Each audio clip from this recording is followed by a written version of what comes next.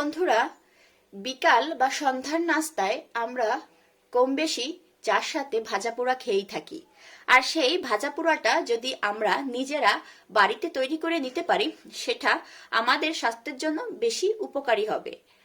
আর আমাদের নিত্য প্রয়োজনীয় রান্নার জন্য সবজি আমাদের বাড়িতে থেকেই থাকে, সেগুলো দিয়েই আমরা ঝটপট করে নিতে পারি বিকেলের নাস্তার জন্য ভাজা পোড়া।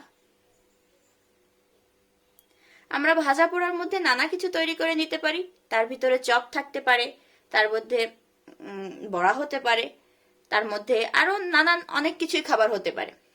তাহলে বন্ধুরা, আজকে আমি তোমাদেরকে দেখে দেব কয়েকটি সবজি মিলে একটা সবজির পাকোড়া। হ্যালো বন্ধুরা, তোমরা সকলে কেমন আছো? আশা করি ভালো আছো, আমিও ভালো আছি। সকলকে আমার শুভেচ্ছা এবং অভিনন্দন জানিয়ে শুরু করছি আজকের আমার নতুন রান্না। বন্ধুরা, আজকে তোমাদেরকে করে দেখাবো বাড়িতে থাকা কয়েকটি সবজি দিয়েই একটা ঝটপট বিকেলের নাস্তা। তাহলে চলো, আমার বিকেলের নাস্তা করার জন্য আমি কি কি ব্যবহার করছি আর কি করে আমি তৈরি করি সেটা দেখে নেওয়া যাক। এখানে আমি নিয়েছি বাঁধাকপি, গাজর, আলু, পেঁয়াজ, মরিচ, সবগুলো আমি সুন্দর মতন কুচিয়ে নিয়েছি। এখন আমি এক এক করে সবগুলো মিশিয়ে নিব। আমি এটার জন্য একটা বড় পাত্র নিচ্ছি। একে একে সবকিছু আমি দিয়ে দিব।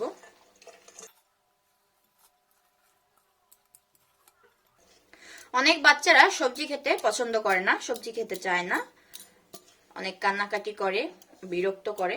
তো তাদের জন্য আমরা মায়েরা যদি বাড়িতে ঝটপট এরকম কিছু খাবার বাচ্চাদের জন্য করে দিতে পারি, বাচ্চাদের সাথে বড়রাও খেতে পারবে এবং বাচ্চারা তো সাথে খাবেই।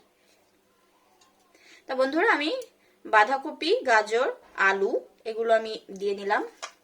দিয়ে দিচ্ছি এবার পেঁয়াজ কুচি। আর ঝালটা তোমাদের পছন্দ অনুযায়ী দিবে, যে যেমন ঝাল খেতে চাও। যাদের বাসায় বাচ্চা আছে তারা সেভাবে বুঝে দিবে। আমি অল্প করে দিয়েছি যেহেতু আমার বাসায় বাচ্চারা খাবে, এজন্য। প্রথমে আমি সবজিগুলো ভালো করে মিশিয়ে নিচ্ছি।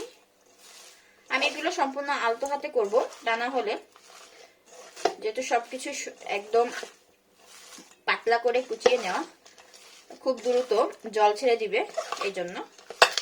এখন আমি এর ভিতরে বাকি যেগুলো আমি ব্যবহার করব সেগুলো আমি দিয়ে দিব।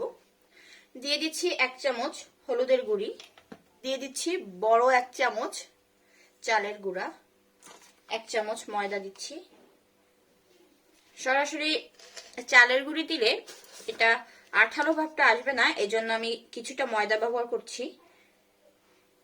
লবণ 1.5 চামচের মতন আমি লবণ দিয়ে দিচ্ছি। এখন আমি এগুলো ভালো করে মেখে নিব।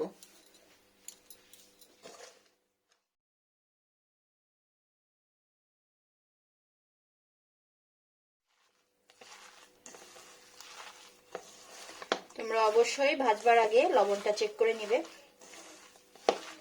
যেহেতু সবজিগুলো নরম হয়ে কমে আসবে, তো লবণটা অবশ্যই বুঝে শুনে দিতে হবে। দেখছো বন্ধুরা, আমার সবজিটা নরম হয়ে ঠিক কতটুকু হয়ে গেল।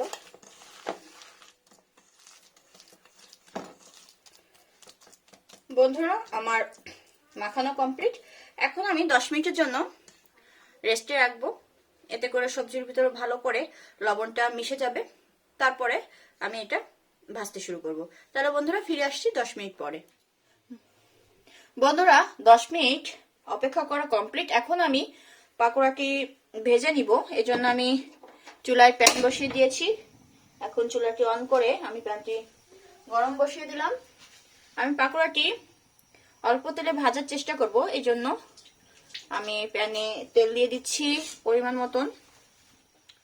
আমি সম্পূর্ণ তেলটা গরম করব না, মোটামুটি গরম হলেই আমি পাকোড়াটি দিয়ে দিব, তা না হলে পাকোড়াটা ভেঙে যাওয়ার সম্ভাবনা থাকতে পারে।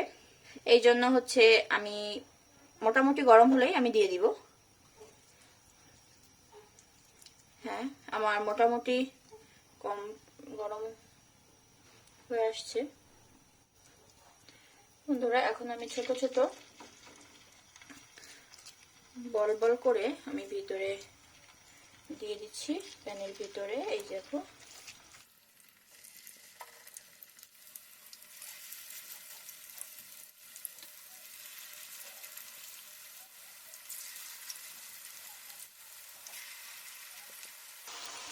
বন্ধুরা, তেলটি সম্পূর্ণ গরম হয়ে গেছে। এখন আমি চুলার আঁচটি একদম লো থেকে একটু হাই করে রাখছি, তা না হলে সবজিগুলো ভালো করে সিদ্ধ হবে না, ওই জন্য। আর আস্তে আস্তে আমি এপিক ওপিক ভেজে নিব। তাহলে বন্ধুরা আমার সঙ্গেই থাকো, দেখতে থাকো আমি কি করে রান্নাটি কমপ্লিট করি। বন্ধুরা আমার এক পাশ ভাজা কমপ্লিট পাকোড়ার। এখন আমি এটা আস্তে আস্তে সবগুলো উল্টে দিচ্ছি।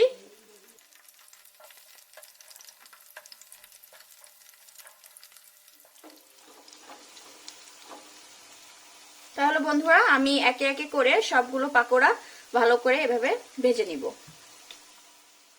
বন্ধুরা পাকোড়াগুলো ভাজা কমপ্লিট। আমি এখন একে একে একটি প্লেটে টিস্যু পেপারের উপরে এগুলো নিয়ে নিব, যাতে করে পাকোড়ার যে বাড়তি তেলগুলো থাকবে সেগুলো যাতে চুষে নেয়।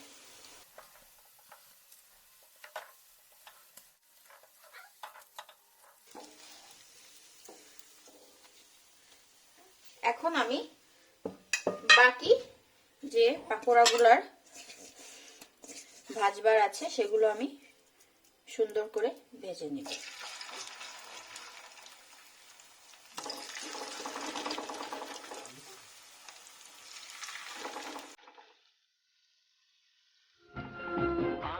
শ্রী ভজ হরি মান্না, ইস্তাম্বুল গিয়ে জাপান কাবুল গিয়ে শিখেছি শহরেই রান্না। আমি শ্রী ভজ হরি মান্না। তাহলে বন্ধুরা একে একে সবগুলো পাকোড়া ভেজে নিয়েছি।